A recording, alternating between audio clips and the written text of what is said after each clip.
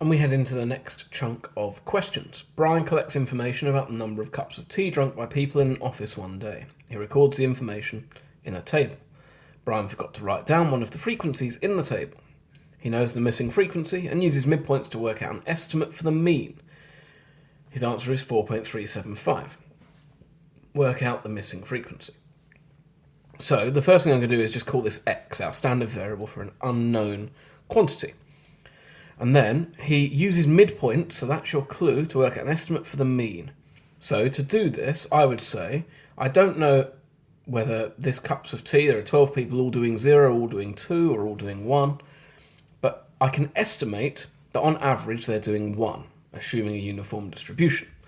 So the average value is going to be 1 times 12, the midpoint times the frequency, add 4 times x, the midpoint times the frequency, add 7 times 7, the midpoint times the frequency, add 10 times 5. And my mean value is the sum of my data points divided by my total number of data points. So that is 12 plus x plus 7 plus 5. And that must be equal to 4.375. 4.375. And in fact, I'm going to want to tidy that up. I'm typing that into my calculator, so I know that's 35 over 8. And then I'm going to look to simplify a load of things very, very quickly. So, on my right-hand side, as I say, I've got 35 over 8. In my numerator, I've got 12 plus 7 plus 5, that's 24. Then I've got 12, add 49, add 50. So that's 111 plus 4x. And this 24 here was plus x. So I've got an equation here then. 111 plus 4x over 24 plus x is 35 over 8. To solve this, I don't like my unknown being in the denominator. I'm going to multiply by both of my denominators.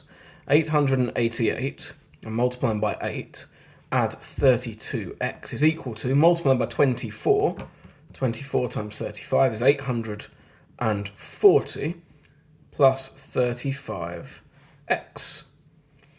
So I look to solve this then. I'm going to subtract 32x from both sides, giving me 3x, and subtract 840 from both sides, giving me 48.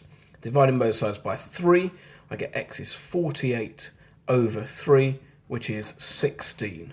I could use my calculator for that if I wanted to.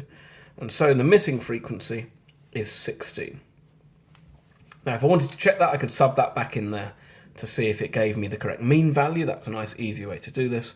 But I'm also quite confident because I've been given a whole number result, and that seems like I'm on the right track.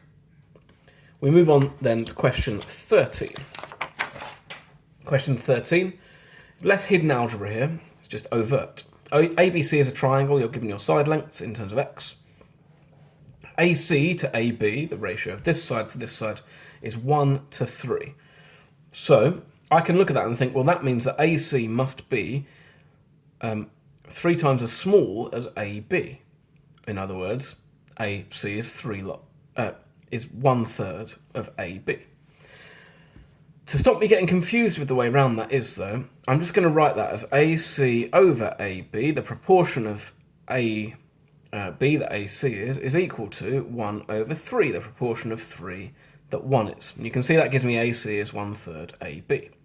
And that's exactly what we're going to do. AC is 2x subtract 6, AB is 5x subtract 9, and this is equal to 1/3. Now, I'm not even necessarily confident in how this is going to help me solve this result at this stage. I'm just doing some maths because I can see it's obviously going to be useful. It'll pick up some of these marks. As it happens, I can solve this equation to find x, which will let me find the lengths, and I can get my ratio very simply. So, to solve this, I multiply both sides by 3 and both sides by 5x subtract 9. So, 2 times 3 is 6, so 6x subtract 18 is equal to 5x subtract 9. I look to solve this. Subtract 5x from both sides, add 18 to both sides, I get x is equal to 9. Tempting in the exam perhaps to then whiz ahead because you've done the hard bit of the maths. But the question is, show that AC to BC is 2 to 7. So I need to know AC, which is 2x subtract 6, that's equal to 18 subtract 6, which is equal to 12. And then BC is 6x subtract 12, which when x is 9 is 54 subtract 12, which is 42. So the ratio of AC to BC is equal to, it's a show that question, so I'm going to go as slow as I can, is equal to 12 to 42. 12 to 42, and I can cancel both of those by 6 to give me 2 to 7 as required, and that gives me confidence in my previous work as well. And that's the next few questions sorted.